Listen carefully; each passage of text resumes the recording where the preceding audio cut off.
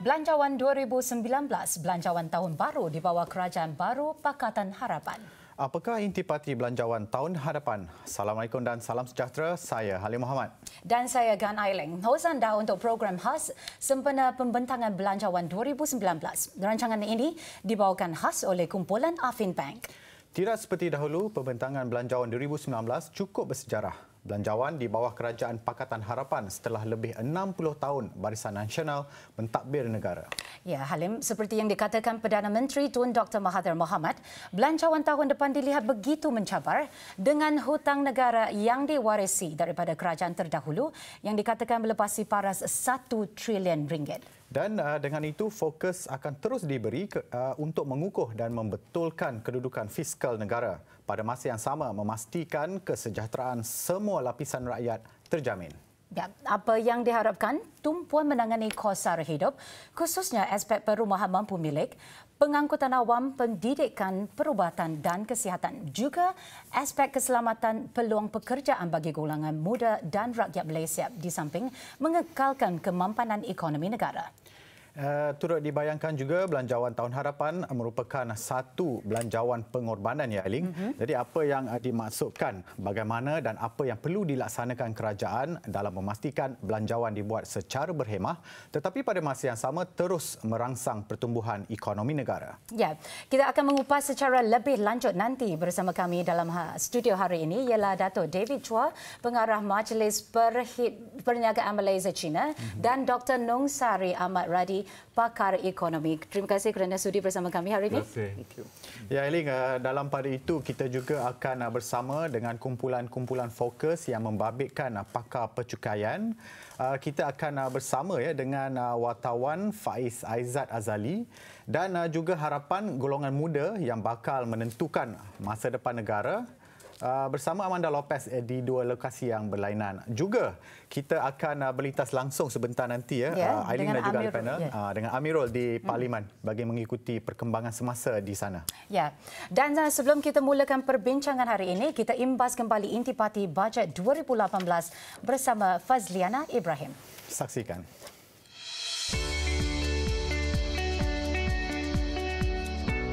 Bajet 2018, tumpuan kerajaan ke arah memakmurkan ekonomi yang inklusif, mengimbang keunggulan duniawi dan ukrawi demi mensejahtera kehidupan rakyat menuju aspirasi TN50.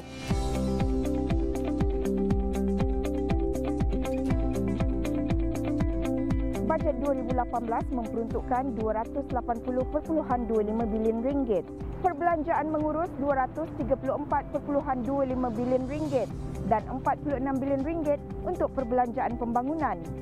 Ekonomi Malaysia diunjur berkembang 5% dengan defisit fiskal dijangka terus mengecil kepada 2.8%. Bajet 2018 menyenaraikan 233 insentif dan program di bawah 8 teras utama.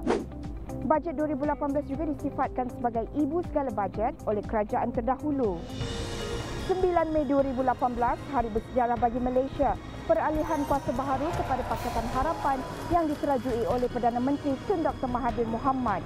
Belanjawan 2019 disifatkan sebagai belanjawan yang sukar dengan hutang negara melebihi 1 trilion ringgit. Justru pelbagai langkah diambil untuk mengukuhkan kedudukan fiskal negara. 10 janji utama dalam manifesto Buku Harapan yang ditampilkan kepada rakyat pada pilihan raya umum ke-14. Antara janji awal yang ditunaikan kerajaan dalam 100 hari pertama ialah pemansuhan cukai barang dan perkhidmatan GST digantikan dengan cukai jualan dan perkhidmatan SST mulai 1 September lalu. Jangkaan kutipan menerusi SST 21 bilion ringgit dan 23 bilion ringgit dikembalikan kepada rakyat. Untuk mengukuhkan kedudukan fiskal negara, pelbagai projek mega turut dikaji semula. Bukan itu sahaja, pelbagai inisiatif bakal diperkenalkan untuk meningkatkan hasil kerajaan. Dengan itu, Jawatan Kuasa Reformasi Cukai ditubuhkan bagi memperluaskan asas kutipan cukai sedia ada. Belanjawan ini kali ini mungkin tidak akan sebut begitu banyak insentif atau pemberian potongan cukai. Saya rasa tidak akan ada. Sebab kita memang sedia ada banyak potongan cukai dan banyak insentif dalam undang-undang kita ada. Bagi penganalisis ekonomi pula, Belanjawan 2019 direncana berbentuk bajet berhema sejajar dengan persekitaran ekonomi mencabar. Saya kira pihak kerajaan begitu konsisten dalam pendirian mereka terhadap isu yang berkaitan dengan hutang kerajaan dan terdapat usaha-usaha untuk mengurangkan hutang tersebutlah. Jadi saya kira bila bercakap tentang hutang dan keperluan untuk mengurangkannya, dan itu secara automatik menandakan bahawa bajet kali ini terpaksa orang kata itu tidak dapat memberi fokus yang lebih untuk membesarkan atau meningkatkan perbelanjaan lah. Justru pengumuman kali ini dinantikan seluruh lapisan masyarakat bagi melihat sejauh mana komitmen kerajaan melakar inisiatif. Fazliana Ibrahim, Program Khas Pembentaran Belanjawan 2019.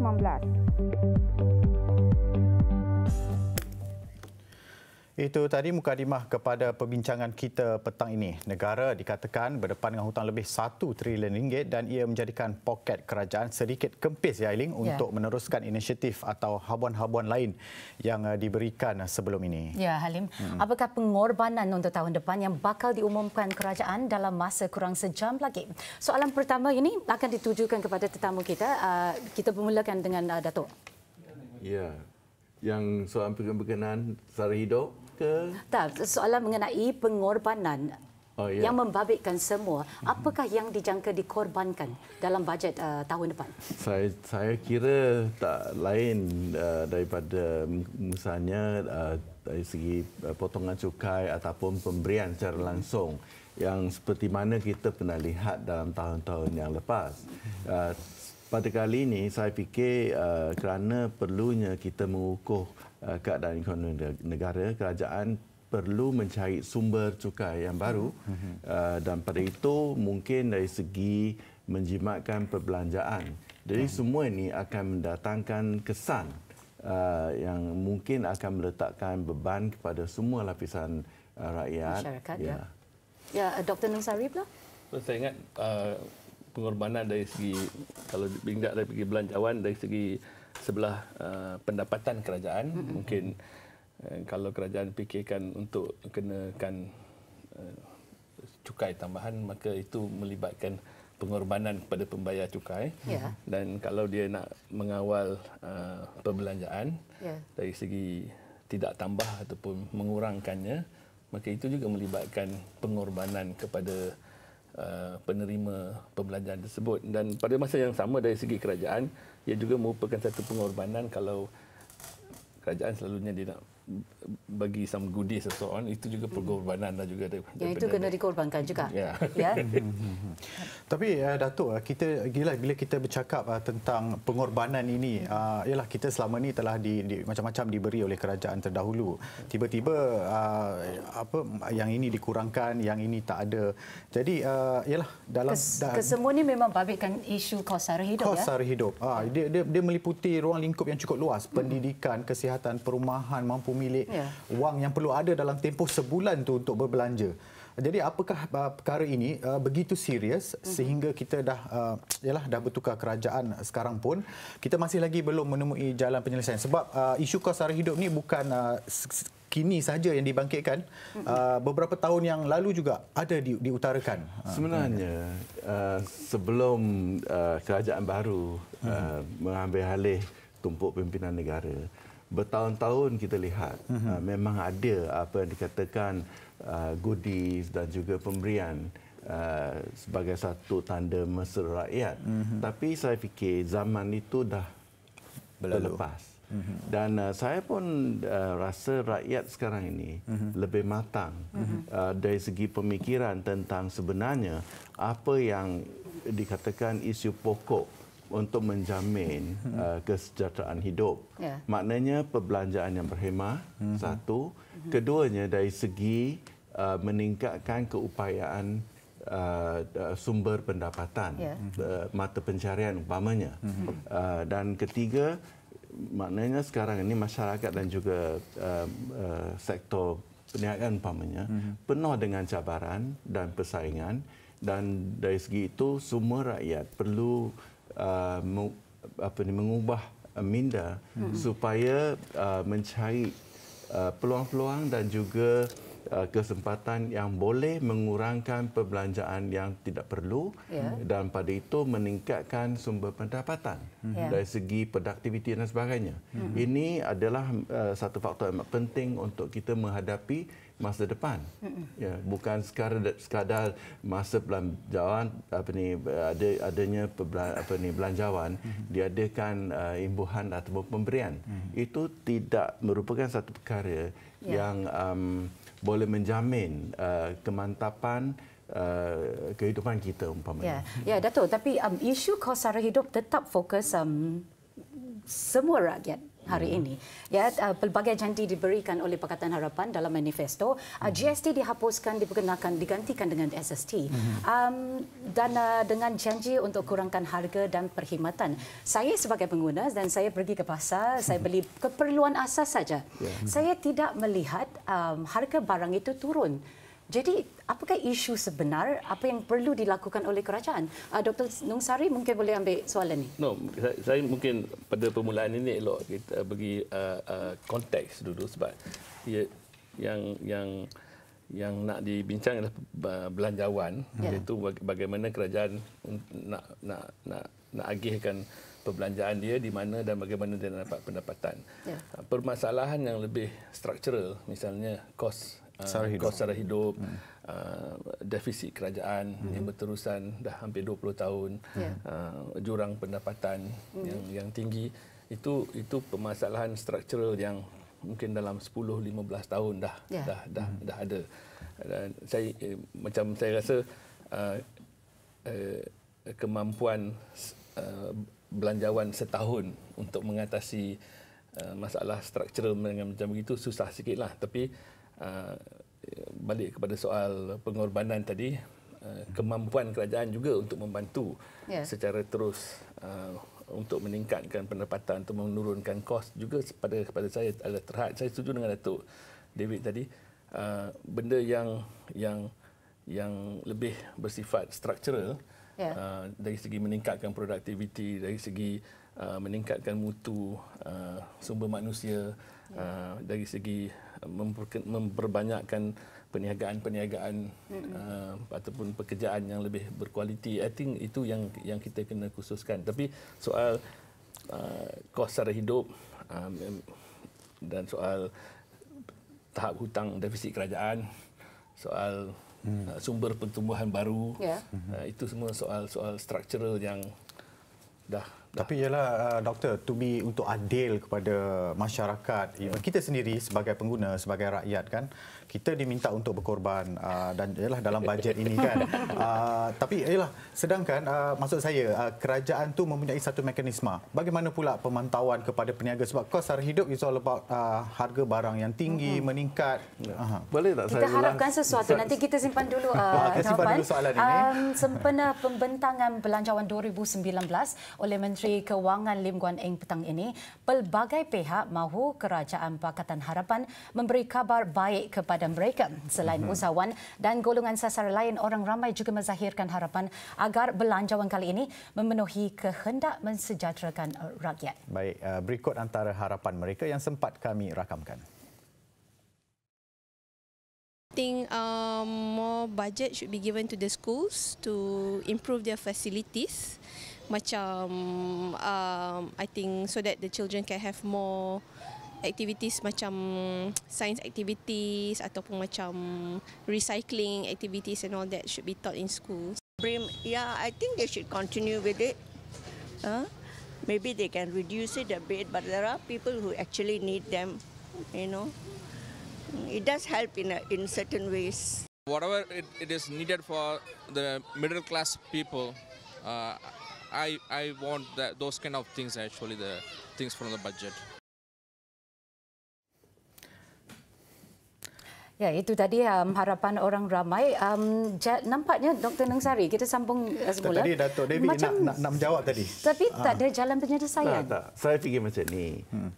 Dari segi harga, sebagaimana tadi disebutkan, bila GST dimansuhkan, SST jadi penggantinya harga sama.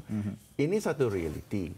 Apabila harga sudah naik, susah kita nak lihat dia turun secara menyeluruh. Betul. Tapi ada juga yang turun. Tapi yang lebih penting hari ini, kalau kita lihat keperluan sehari-harian ni, katalah dari segi bahan makanan, sayur umpamanya, kalau ada kaedah pengeluaran yang lebih efisien, sekarang ini harga sayur umpamanya lebih murah daripada yang dulu. Betul. Jadi kita kena cari bagaimana proses pengeluaran dapat memperbanyakkan pengeluarannya dan mengurangkan kos pengeluaran. harga. Tapi Kalau Datuk, kita memang itu bukan isu baru. Sampai bilakah kita kena tunggu untuk mekanisme yang sepatutnya dilaksanakan oleh kerajaan? Kita kena mempercepatkan proses itu. Kalau kita tidak maknanya adakan inovasi dan juga kaedah baru, nak harap benda itu turun, kita tanya sendiri, adakah gaji akan turun? Tak ada. Gaji memang meningkat saja. Adakah gaji naik? Gaji memang ada naik. Dari segi angka itu lebih besar. Dr. Nung Sari? No, dari segi soal kos boleh juga dikaitkan dengan sebab sama ada sesuatu itu mahal ataupun murah secara relatif bergantung pada pendapatan.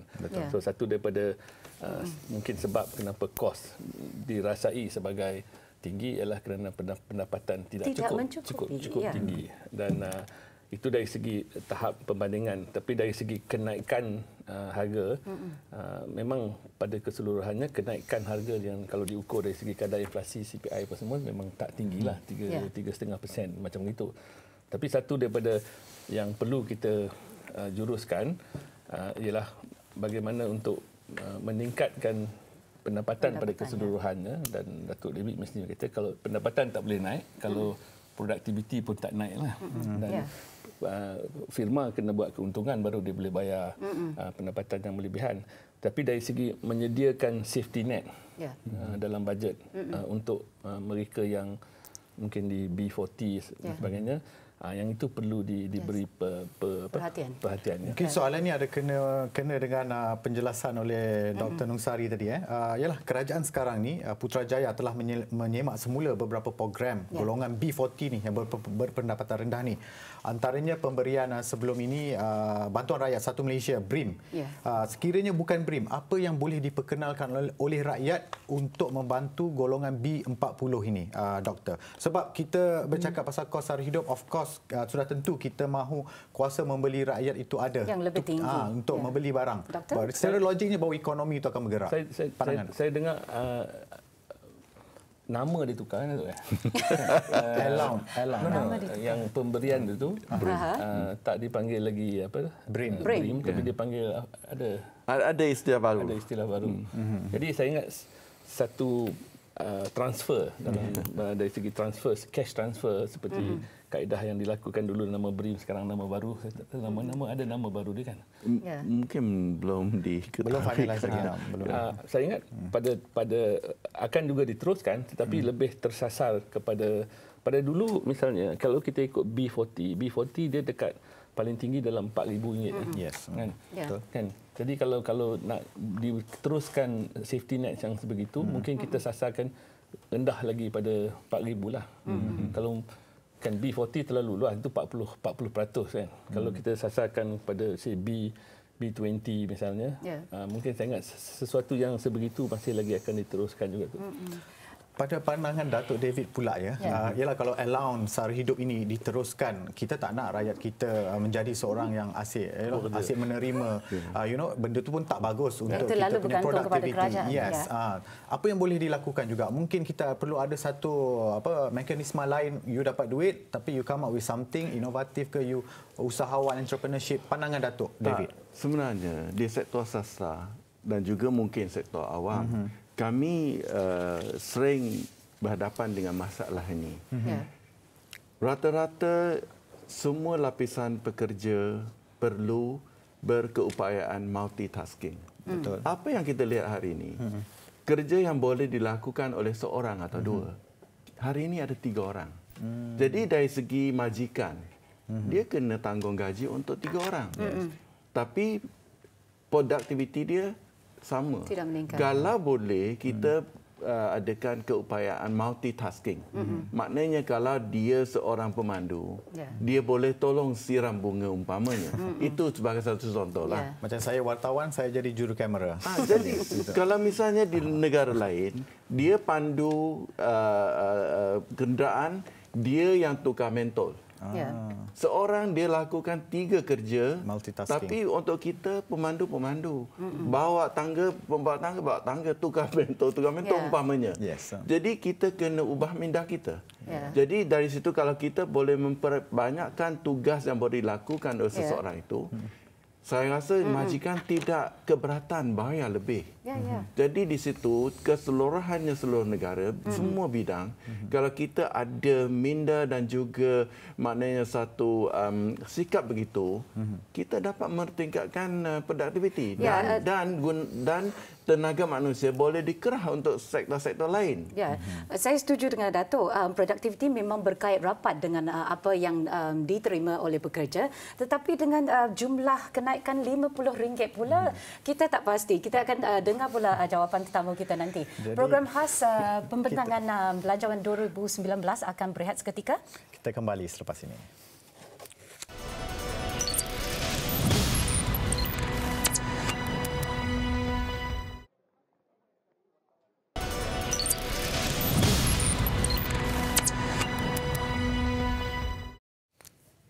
Bertemu kembali dalam program khas sempena dengan pembentangan bajet Belanjawan 2019 bersama dengan Datuk David Chua, Pengarah Majlis Perniagaan Malaysia China, dan juga Dr. Nungsari Ahmad Radi yang merupakan pakar ekonomi. Jadi Datuk, kita teruskan soalan tadi itu mengenai kenaikan hanya RM50 untuk gaji minimum daripada RM1,000 kepada RM1,050. Ramai yang mengeluh. Apa yang boleh beli dengan RM50? Jawapan saya senang saja. Ini bukan soal ayam dulu ke telur dulu. Yang penting sekarang ini, apakah kalau misalnya kita kata RM100 ke RM150 ke, sebenarnya angka apa yang kata cukup? Yang penting sekarang ini bukan kita kata okey, dia perlu dibayar begitu banyak. Kalau dari segi perspektif majikan, kalau seseorang pekerja itu dia dapat menunjukkan prestasi, dia akan mencurahkan tenaga dan juga segala yang dia terdaya melakukan kerja itu. Saya fikir majikan tak keberatan untuk apa yang dikatakan memberi gaji ataupun upah yang setimpal. Tapi kenaikan itu biar saya harus dulu. Hari ini apa yang kita lihat, dan ini merupakan kalau boleh saya katakan satu penyakit di masyarakat kita. Kalau kita tidak dibayar, katalah gaji yang dia rasa selesa, dia lembab nak bekerja. Itu saya fikir minda itu kena ubah. Sekarang ini dunia sudah berhadapan dengan pelbagai cabaran, pelbagai inovasi. Kalau kita tidak dapat mengatasi apa yang dikatakan satu mental block begitu, sampai bila kita nak mencapai kemajuan. Jadi apa yang saya nak kata hari ini, saya fikir ini merupakan satu perkara kedua-dua pihak majikan dan juga pekerja mesti mencapai satu perspektif yang sama di mana yang bekerja dia akan melakukan sebaik mungkin. Yang terbaik, Yang terbaik. Saya nak dengar juga pakar ekonomi, pendapat pakar ekonomi. Adakah kenaikan RM50 itu selaras dengan kenaikan kos sara hidup? Okey, jawapan ya ke tidak?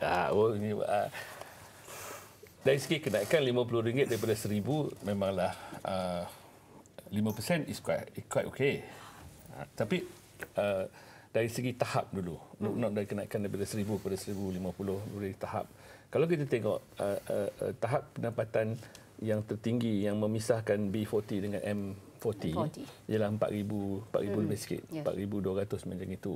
Jadi penetapan gaji minima pada RM1,050 lebih kurang dalam 25% daripada yang 40% tadi itu. Kalau kita lihat dari macam itu nampak macam tak rendah lah. Kan?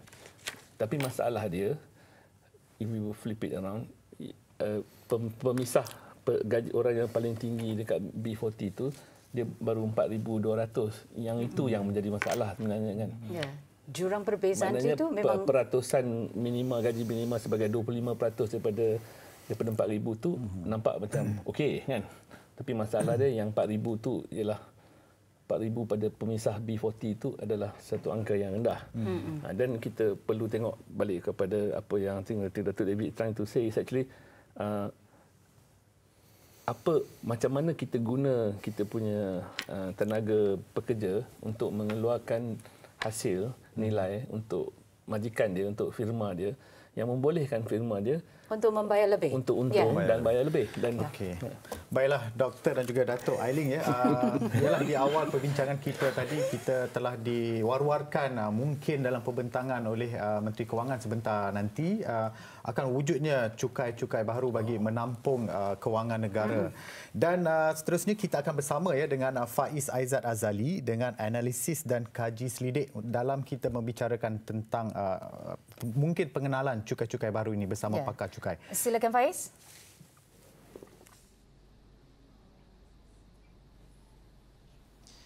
Ya, Halim dan Ailing di Studio A. Assalamualaikum dan salam sejahtera. Jika di Studio A kita ada Dr. Nung Sari dan juga Datuk David Chua, di sini saya ditemani oleh 20 pakar percukaian yang kita kumpulkan daripada 5 firma terbesar negara. Kita kumpulkan hari ini bagi satu misi, iaitu untuk menganalisis dan juga mendekati pelbagai cadangan yang bakal dikemukakan dalam belanjawan akan datang. Saya terus berkongsi mengenai sedikit hasil kaji selidik yang kami jalankan sebentar tadi. Perbincangan amat ringkas. Justru kami dapati daripada kaji selidik dan juga perbincangan, 85% responden di sini setuju perlunya sistem percukaian di negara ini dirombak. Ini adalah satu manifestasi yang penting kerana rata-rata pakar percukaian beranggapan sistem ketika ini tidak boleh diguna pakai lagi. Ia telah pun berada telah lama.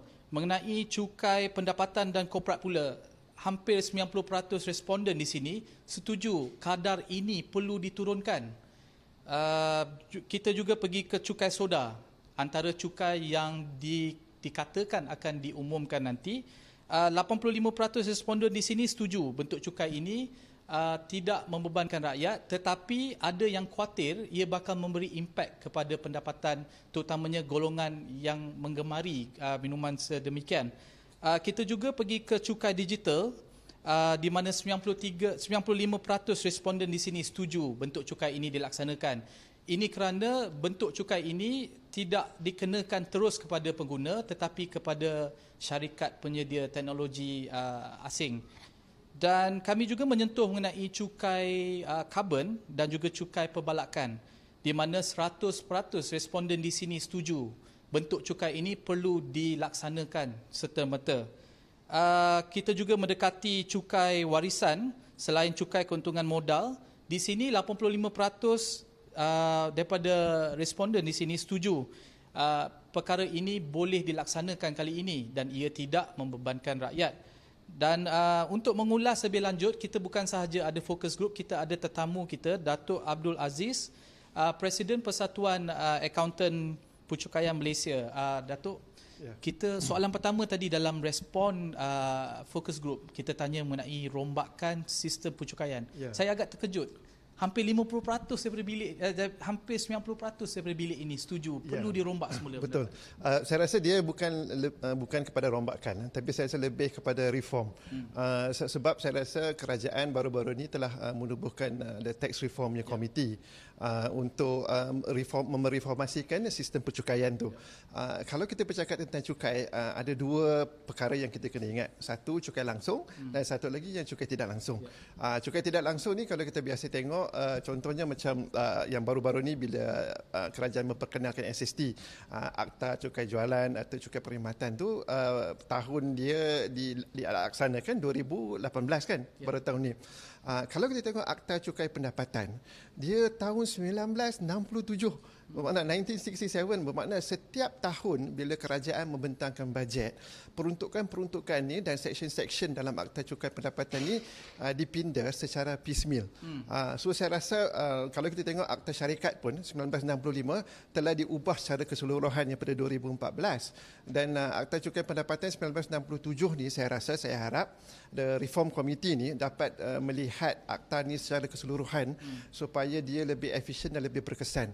Kita perlu ada satu reform, satu rombakan keseluruhan terhadap Akta Cukai Pendapatan 1967 ni supaya dia punya peruntukan pindaan yang dia buat yang lalu, dia biasanya section-section ni dia interrelated kan. So bermakna kadang-kadang dia mismatch. Jadi elok kalau dibuat secara holistik, secara keseluruhan dan dipindah akta ni secara keseluruhan.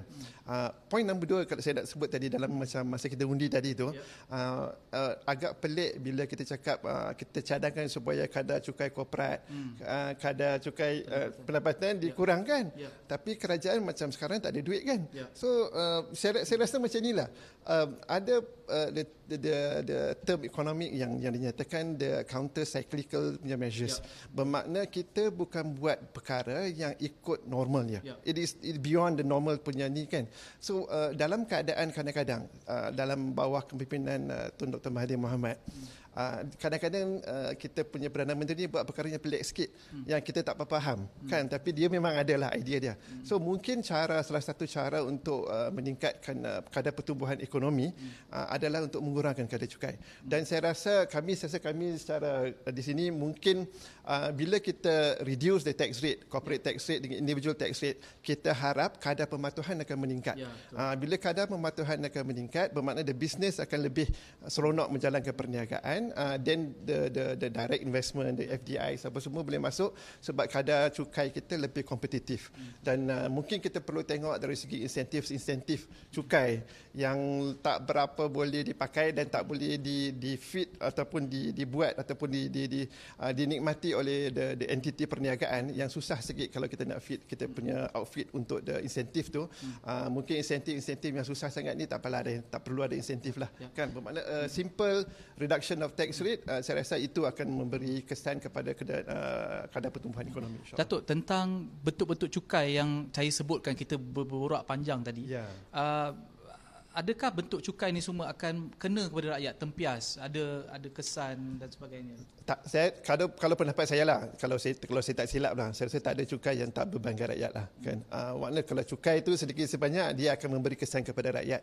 Cuma sama ada kesan itu signifikan atau tidak. Contohnya kalau kita cukai ada T20 punya group, kan, bermakna ada cadangan supaya kadar 28% tu dinaikkan kepada 30%. Kan, bermakna kesan 2% kepada the T20 tu mungkin tak berapa kesan sangatlah. Tapi dia kalau kita bermakna, tapi kita kena berhati-hatilah bila kita nak tax the rich ataupun the T20 tu, ada risk kat situ, tapi kita tak berapa setuju dan kita rasakan it is better to reduce the tax rate, insyaallah. Okey, dan juga bersama kita salah satu firma terbesar audit di negara ini, Deloitte. Kita ada wakil dia, Encik Tan. Encik Tan, kita nak tanya tentang tadi soalan pertama dengan Datuk Abdul Aziz, rombakan sistem pencukaian. Perlukah ada satu reform yang total dalam sistem pencukaian? Ya, terima kasih.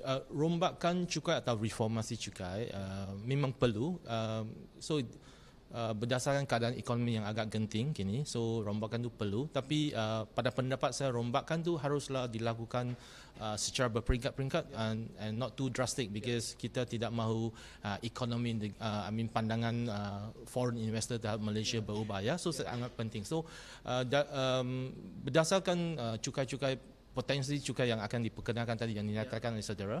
So which tax would be the most suitable? Pada pendapat saya, digital tax ni adalah satu sistem cukai yang mesti dan perlu diperkenalkan kerana this is an international trend. So kalau Malaysia introduce that kind of tax, it will not be non-competitive because other countries will do the same. Termasuklah Singapore. 1st January 2020 they're going to introduce this GST tax on imported services. So Malaysia should be on the equal ground. Now berkenaan dengan cukai korporat at the moment 24%, antara yang tertinggi lah di rantau ASEAN ni ya. So the question is what are we going to do with that? I think mungkin pada masa ni ya, untuk mengurangkan cukai korporat memang agak sukar sedikit. So kita perlu menunggu beberapa tahun, but eventually saya harap ia akan diturunkan kepada mungkin 22 and then seterusnya 20 ya. Tadi a good point diberikan oleh Datuk Abdul Aziz. Dia kata kalau you nak beri insentif pada rakyat, bentuk cukai macam cukai pendapatan dan cukai korporat ni is a blanket move. Maknanya kita perkenalkan benda ni dan ia kena pada rakyat. Mungkin this is a way untuk, ini satu kaedah untuk kerajaan perkenalkan bentuk-bentuk cukai korporat dan pendapatan yang lebih rendah. Seperti yang dinyatakan tadi, cukai ni kebanyakan memang ada beban lah kepada rakyat. So pengurangan cukai sangat penting. So for individual tax, perhaps apa yang perlu dilakukan for M40 and B40, I think the bracket must diturunkan. Tetapi for T20 ni adalah satu perkara agak sensitif jugalah. Kalau nak naik 2%, 3%, memang ada bantahan, tapi kalau perlu memang perlu dibuat lah ya. Okay. Terima kasih banyak Encik Tan kerana bersama kami. Kita akan bersama lagi selepas pembentangan belanjawan nanti. Kita akan dapatkan reaksi dan juga kupasan dan kaji selidik mengenai pengumuman-pengumuman yang akan dilakukan. Nampaknya kami di sini sabar menanti pembentangan belanjawan oleh Menteri Kewangan Lim Guan Eng. Nampaknya kita harap perbincangan di sini dapat disambung di Studio A. Kita kembali ke sana. Ya, Halim dan Ailing. Terima kasih Faiz. Dengan pakar-pakar pencukaian, yalah, kalau di sana kita sabar menanti, di sini pun kita sabar menanti juga apakah bentuk agaknya yang akan dibentangkan oleh Halim, dan yang itu pendapat pakar percukaian yang berpendapat bahawa sistem percukaian semasa tidak boleh diguna pakai lagi. Tapi bagi golongan belia pula, apakah harapan mereka dalam belanjawan 2019? Kita bersama Amanda Lopez di restoran Q Bistro TTDI. Silakan Amanda. Terima kasih Gan Ailing dan Halim Mohamad di studio Sri Pentas. Saya Amanda Lopez dan kini saya berada di Q Bistro TTDI. Golongan belia ini adalah nadi penggerak ke arah negara maju. Apa kata kita mendapat pula pendapat orang ramai apa yang ingin diharap dalam belanjawan 2019 ini? Jom ikut saya. Hai. Nama saya Amanda. Saya daripada tim 3. Nama anda? Saya Hui Chi dari Young Corporate Malaysia. Okay. Saya sebenarnya ingin mendapatkan harapan apa yang sebagai wanita korporat seperti anda, apa yang ingin dilihat dalam belanjawan 2019 yang bakal dibentangkan sebentar nanti? Okey. Saya berharapkan bajet ini boleh fokus dalam pembangunan negara, dalam attractkan bakat-bakat yang di luar negara seperti kawan lah kat luar negara, Australia ke UK ke, untuk pulang ke tanah air untuk menyumbangkan kepada negara. Okey, terima kasih untuk sudi berkongsi pendapat. Okey, terima kasih. Harap tak ganggu sekejap. Ni saya sebenarnya Amanda daripada tim 3. Saya nak dapatkan pandangan ataupun harapan sebagai golongan belia untuk belanjawan 2019 ni. So jadi ada tak harapan yang boleh dikongsikan? Harapan kami, kami baru berkahwin, baru 6 bulan. So harapan macam kalau boleh rumah tu ada macam skim, dia bagi insentif untuk pasangan yang baru berkahwin. So dalam masa yang sama macam harga barang jangan tiada kenaikan yang mendadak. Ada 3 tu. Okey, terima kasih. Terima kasih. Hai. Saya Amanda daripada TV3. Seperti sedia maklum akan dibentangkan sekejap je lagi. So mungkin boleh kongsikan harapan anda? Okay, harapan saya ialah sebenarnya kerajaan patut lebih emphasizekan on belia sekarang, sebab kebanyakan daripada mereka tiada pekerjaan dan menyebabkan mereka ada hutang sebagai PTPTN dan juga menyebabkan mereka untuk jadi lebih depressed. Bila mereka depressed, stress akan menyebabkan kebanyakan macam commit suicide kan, banyak suicide lately dalam newspaper. So mungkin kerajaan boleh memberikan some budget aside untuk help on mental health. Okey, terima kasih kerana kongsi pendapat. Thanks. Terima kasih.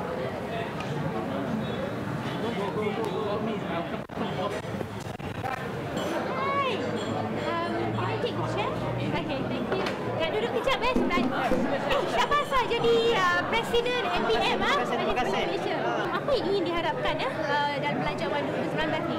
Kita dengan kawan-kawan baru lepas bincang pasal belanjawan sebab ini antara perkara yang anak muda menanti-nanti ke lah. Something to offer from the government lah. Basically bila kita bincang ni, of course banyaknya datang daripada bawah lah. Ya, apa yang mereka hasratkan untuk bajet ni basically ada beberapa lah. Antaranya mereka harapkan kos hari hidup lah. Kos hari hidup ni mesti diusahakan secara bersungguh-sungguh oleh pihak kerajaan. Dan juga ada yang minta kalau boleh peluang pekerjaan lah. Dengan gaji minimum kalau boleh RM1,500. Baru ni hanya RM50 je naik, tak cukup. Jadi RM1,050 itu tak cukup nak menabung. Kemudian kawan-kawan kita yang drop out ni, yang tak ada peluang nak pergi universiti kan, mereka ni banyak menghalakan masa depan mereka dalam TVET. Jadi mereka rayu sangatlah kalau boleh Perbadanan Tabung Pembangunan Kemahiran PTPK ini dinaikkan. Mereka ini berbelanja untuk membeli gadget sebagai contoh supaya mereka boleh dikurangkan dari segi diberikan rebate ataupun dikurangkan cukai apabila membeli gadget supaya mereka boleh explore peluang-peluang bisnes melalui digital economy. Ada juga yang minat beli buku, kalau boleh pengecualian cukai untuk pembelian buku dinaikkan. Dan kami harap kerajaan seriuslah menangani isu ekonomi ini. Itulah basically kami anak-anak muda ni. Terima kasih banyak-banyak. Nak jumpa makan dah habis. Tak apa, yang sakit. Terima kasih bertuah jugalah. Jumpa you Terima kasih.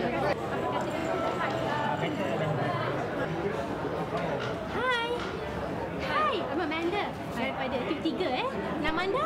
Kalaibani. So mungkin boleh kongsikan apa harapan yang ingin dilihat dalam belanjawan ini? Okey, bagi saya rasa belia merupakan satu aset yang penting dalam mendepani masa depan Malaysia.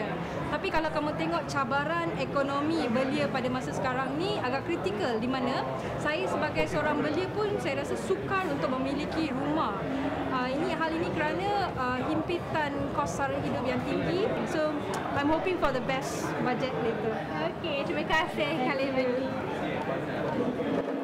Itu gara-gara harapan golongan belia dalam belanjawan 2019. Dengan itu, sekian sahaja. Juga turut izinkan untuk saya mungkin selitkan satu harapan, iaitu untuk meningkatkan tahap literasi kewangan bagi golongan belia dalam belanjawan 2019 ini. Sekian saja, itu daripada saya, Amanda Lopez daripada Q Bistro TTDI, kembali ke studio Sri Pentas. Baiklah, terima kasih Amanda. Dan kita pasti semua bahawa perhatian petang ini jam 4 petang nanti akan tertumpu ke Dewan Rakyat di Parlimen. Jadi untuk mengikuti perkembangan semasa di Dewan Rakyat Parlimen, apa kata kita terus saja bersama Amirul Hakim Ahmad Lokman di sana.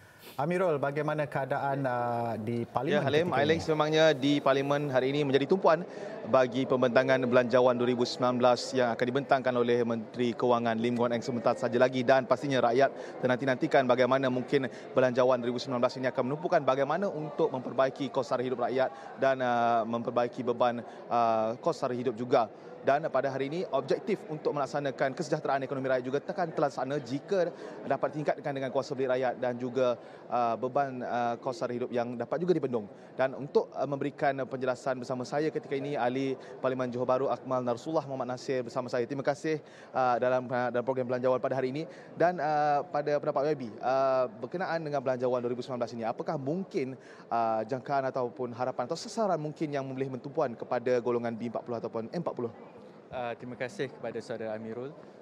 Kita kena tahu bajet tahun ini merupakan satu detik yang bersejarah apabila bajet ini dibentangkan oleh kerajaan yang baru dengan latar belakang yang kita dibelenggu dengan hutang dan juga skandal-skandal rasuah. Jadi dalam bajet ini kita kena pastikan golongan yang paling terkesan adalah golongan B40 dan juga M40. Ini kerana kita mengambil kira kos sara hidup berada pada tahap yang agak kritikal. Jadi tanggungjawab kerajaan kita cuba bantu untuk tingkatkan kuasa membeli. Jadi dalam segi tersebut saya lihat saya dapat merasakan bahawa kerajaan komited untuk membantu rakyat dari segi soal kesihatan, dari segi soal perumahan dan juga dari segi macam mana kita nak bantu meningkatkan kuasa membeli bagi golongan B40 ini. Baik, bagaimana pula dengan semestinya menjadi keutamaan di sini adalah golongan belia. Mesti mempunyai banyak harapan daripada golongan atau belanjawan 2019 ini. Bagaimana pendapat anda? Saya lihat perlu ada anjakan paradigma dari segi pemikiran di pihak kerajaan bahawa belia ini bukan sahaja dalam soal program pembangunan belia dan sukan, tetapi ramai anak muda di luar sana terpaksa berdepan dengan situasi hidup yang sebenar. Jadi sebagai contoh dalam soal isu perumahan, sebenarnya isu perumahan sekarang ini perlu diberikan penekanan kepada keluarga muda. Jadi dalam perbahasan sebelum ini pun saya bangkitkan, kementerian memaklumkan bahawa akan diperbanyakkan sebagai contoh rumah transit belia, yang mana belia ini kita bagi tawaran untuk sewa rumah pada kadar yang lebih rendah supaya mereka ini sama-sama dapat bersaing dan juga memulakan kehidupan dalam keadaan kos sara hidup yang sangat membebankan. Terima kasih YB atas penjelasan atau mungkin sedikit maklumat yang boleh kongsikan mengenai belanjawan 2019 ini. Dan pada anda di sana, dengan pembentangan belanjawan yang akan dilangsungkan sebentar saja lagi nanti, mungkin juga banyak kata-kata daripada pakar ekonomi yang mengatakan bahawa ada yang melaksanakan cukai baru yang akan dilaksanakan, tapi mungkin cukai yang tidak membebankan daripada sebagai salah satu sumber untuk menambah pendapatan negara. Dan apa saja maklumat atau yang akan kita nantikan sebentar lagi dalam pembentangan belanjawan 2019 akan kita ikuti daripada Menteri Kewangan Seri Lim Guan Eng. Dan itu saja daripada saya di Parlimen, kembali bersama Halim dan juga Ailing di sebentar. Silakan. Baik, terima kasih Amirul. Dengan pandangan yang diberikan oleh ahli Parlimen Johor Bahru sebentar tadi, Akmal Nasir, yang turut membangkitkan soal B40 pemilikan rumah. Baiklah Ailing, kita akan berhenti rehat sekali lagi dengan kupasan yang lebih lanjut bersama dengan ahli-ahli panel kita. Kembali selepas ini.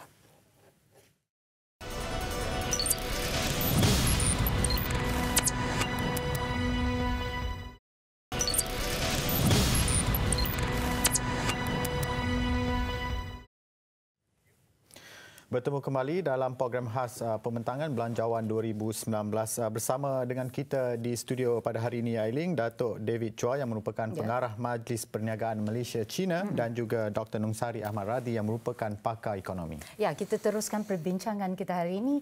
Nampaknya bagi golongan muda, mereka memang memberi fokus kepada isu pemilikan rumah. Isu rumah mampu milik memang nampaknya tiada jalan penyelesaian. Datuk, sebagai businessman, pemaju perumahan, adakah Datuk mungkin perkenalkan sesuatu ataupun cadang kepada kerajaan untuk memastikan golongan yang baru bekerja ini memiliki rumah pertama? Saya rasa kita berhadapan dengan isu mampu ke tidak mampu memiliki rumah. Isu pokok kita kena lihat dari segi pendapatan dan berapa peratus yang dapat diagih untuk menanggung perbelanjaan pemilikan rumah. Itu satu. Kalau misalnya ikut piawaian biasa 1/3. Jadi kalau misalnya gaji dia 4,500, maknanya 1,500 itu boleh diperuntukkan untuk menanggung bayaran ansuran rumah umpamanya. Jadi kalau misalnya tahap gaji ada di peringkat itu, memang ada rumah yang bersesuaian. Kalau misalnya umur dia hanya katalah di 30 tahun ataupun 35 tahun dengan pinjaman 20 tahun. Jadi ini bergantung pada bagaimana kita mengagihkan disposable income. Itu satu. Keduanya dari segi harga rumah dan juga bentuk rumah dan lokasi rumah. Jadi semua ini perlu dikaji.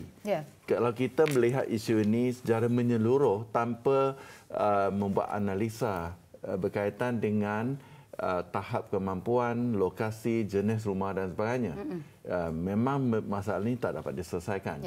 Dan ketiganya, sekarang ini dengan penambahbaikan pengangkutan dari segi adanya jalan, lebuh raya. Jadi kalau kita adakan lokasi untuk menetap, katalah 10 km ke 15 km, memang harga lebih murah daripada di tengah-tengah bandar besar. Jadi itulah di antara pilihan yang boleh kita buat. Yang keempatnya memang kita perlu memperbanyakkan projek yang menepati kemampuan orang, terutamanya golongan muda. Tapi Datuk, okey, mungkin doktor dulu nak bagi pandangan. No, saya berpandangan untuk pandangan yang dikemukakan tadi, golongan muda baru bekerja nak beli rumah sebagai satu aset. Saya lebih pada saya lah, kalau pada purata pendapatan pada kadar yang tak berapa tinggi di seluruh negara, tetapi oleh kerana permintaan untuk beli rumah ni terlalu tinggi, maka dia menyebabkan harga rumah, inflasi harga rumah sebenarnya tinggi. Dan saya punya penyelesaian ialah kalau kita memperbanyakkan penawaran rumah yang disewa, dan itu boleh menurunkan permintaan untuk beli rumah, dan dia mengurangkan tekanan untuk harga rumah untuk naik. Dan orang yang baru bekerja, 10 tahun bekerja yang pertama, adalah lebih baik untuk menjaga pendapatan dia, untuk buat tabungan ataupun mengurangkan mengambil hutang, I'm old fashion, dan daripada membayar loan nak bagi bank kaya saja dengan pemaju happy, buat apa kan. Jadi tapi soal mismatch dari segi penawaran rumah dan permintaan dari segi tahap pendapatan adalah satu benda yang betul. Tetapi permasalahan untuk mendapat rumah right at the beginning, masa you mula-mula kerja, 5-6 tahun kerja, saya ingat. Nampaknya Dr. Nungsari dan Dato', nampaknya Menteri Kewangan Lim Guan Eng telah pun sampai di Parlimen. Ya, pada bila masa beliau dijangka akan membentangkan belanjawan 2019 di mana perhatian seluruh negara tertumpu bersama Perdana Menteri Tun Dr. Mahathir Mohamad dan juga Timbalan Perdana Menteri Datuk Seri Dr. Wan Azizah Wan Ismail sedang melangkah masuk ke Dewan Rakyat. Kita nak sambung perbincangan kita hari ini, berbalik kepada isu pemilikan rumah. Meskipun dengan pengecualian SST, Datuk, adakah harga rumah akan turun sehingga 10% yang seperti yang diminta oleh Menteri Kewangan Lim Guan Eng? Itu tidak mungkin, dan juga memang dari segi realitinya tidak begitu. Kerana kalau GST dulu pun dia hanya dikenakan ke atas bahan binaan, dan itu pun dari segi kadarnya cuma sebahagian saja, bukan 10%. Jadi harapan itu mungkin tidak dikaitkan dengan keadaan sebenar.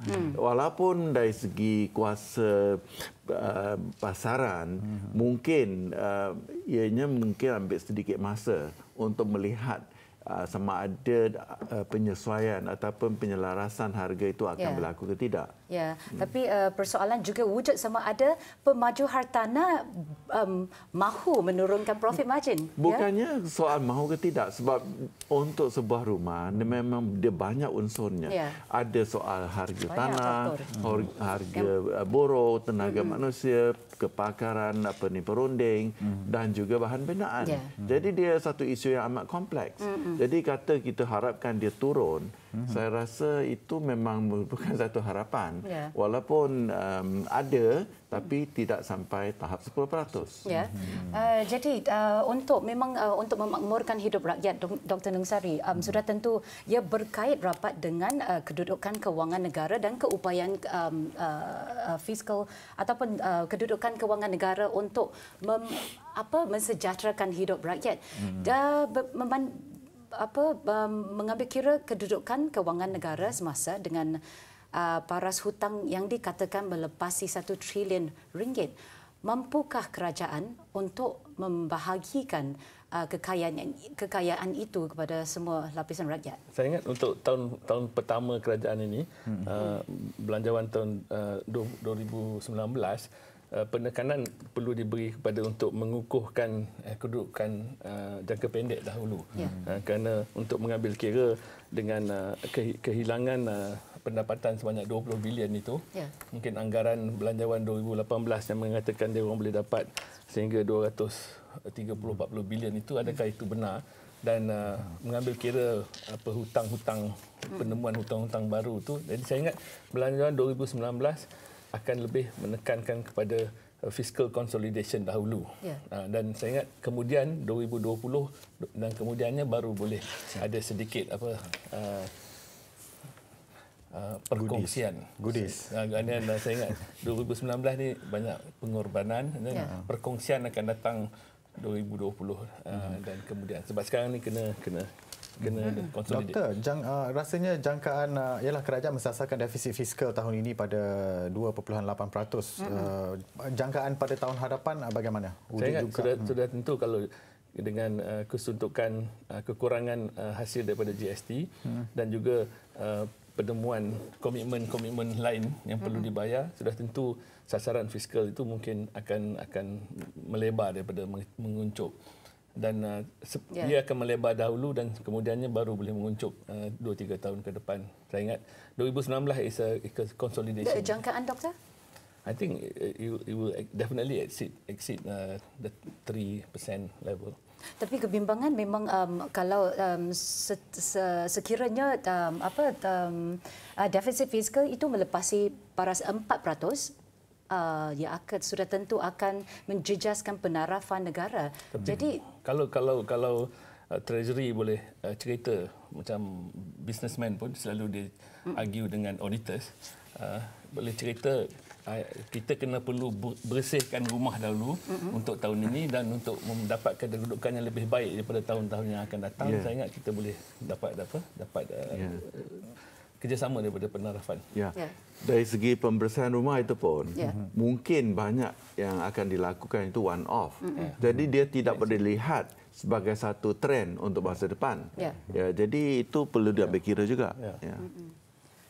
Jadi agaknya sasaran kita untuk mengurangkan bebanan hutang negara ni dalam tempoh 3 tahun. Sasaran tu. Ya, dia macam bisnes juga. Defisit perlu dikurangkan dan memperolehi belanjawan yang seimbang dan surplus, baru kita boleh mengurangkan hutang. Selagi defisit tidak surplus, kita punya hutang akan bertambah. Sekarang ni saya ingat kerajaan cuma nak mengurangkan hutang dan therefore mengurangkan komitmen untuk membayar hutang. Tapi untuk mengurangkan hutang secara mutlak, kita kena dapat lebihan dulu kan. Jadi perjalanan untuk mendapatkan lebihan itu terganggu sekejap. Tapi kita kena dapat lebihan baru boleh kurang hutang. Tapi hutang-hutang yang tak dijangka yang menjadi hutang untuk dikomit untuk bayar, yang itu saya ingat dia orang akan address untuk tahun 2019. Dan untuk maklumat anda, selain menonton rancangan khas ini, jika anda yang ingin mengikuti dan mengemaskini belanjawan 2019, juga boleh berbuat demikian menerusi aplikasi WhatsApp. Anda boleh type hello MOF dan hantar ke nombor 011-100-3001 untuk mendapatkan maklumat terkini. Itu tadi antara inisiatif yang dikemukakan oleh Kementerian Kewangan dalam mendapatkan maklum balas daripada masyarakat itu sendiri terhadap pembentangan belanjawan 2019. Baiklah, saya pun ada satu soalan selagi kita belum menerima isyarat daripada Parlimen. Mungkin Dr. Nong Sari ataupun Datuk David sendirilah. Kita lihat agensi-agensi kerajaan seperti Felda dan juga Felcra yang ada mengemukakan cadangan kepada kerajaan dalam nak mengurangkan hutang agensi itu dengan menjual aset, menjual tanah. Pada pandangan panel macam mana perkara ini? Adakah langkah yang wajar dilaksanakan? Itu terlalu umum. Kalau kita kata jual aset, kalau aset itu tidak akan mendatangkan pendapatan berterusan dan tidak akan memberi manfaat dalam jangka pendek, mungkin sebagai satu langkah mengatasi kekangan kewangan boleh dilakukan. Kalau aset itu memang merupakan satu aset utama yang menjana pendapatan, itu bukan caranya. Dr. Nong Sari? Setuju. Kita bukan dalam kedudukan yang teruk sangat pun. Baik, Aling, kalau kita lihat di kaca TV ketika ini, Menteri Kewangan yang berhormat Lim Guan Eng sudah pun berada di tempat duduk beliau, bersebelahan dengan Ahli Parlimen Paguh Tan Sri Muhyiddin Yassin merupakan Menteri KDN dan pada bila-bila masa sahaja beliau akan membentangkan belanjawan 2019 yang menjadi perhatian seluruh negara ketika ini kerana ini merupakan belanjawan pertama Pakatan Harapan yang diterajui oleh Perdana Menteri Tun Dr. Mahathir Mohamad. Jadi apa kata kita alihkan tumpuan kita terus ke Dewan Rakyat ketika ini.